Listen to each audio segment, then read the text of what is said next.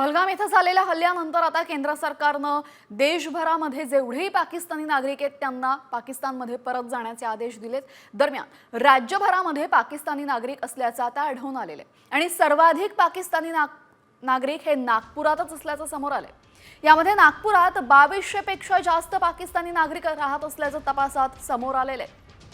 व्यवसायाच्या निमित्तानं हे नागरिक राहत असल्याचं समजतंय। दरम्यान पहलगाम नंतरच्या हल्ल्यानंतर सरकारनं पाकिस्तानी नागरिकांना 48 तासांमध्ये भारत सोडण्याचे निर्देश दिलेत आणि त्या अनुषंगाने गुप्तचर विभाग आता सतर्क झालेला आहे।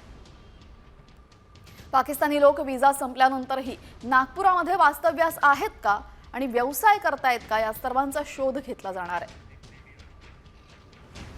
तर नागपूरमध्ये सर्वाधिक 2200 पाकिस्तानी राहतात, जळगावमध्ये 327 तर पुण्यात 111।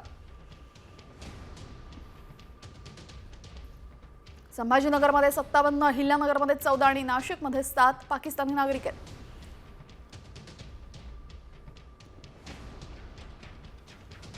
वाशिममध्ये 6, धुळ्यात 6, जालन्यामध्ये 5।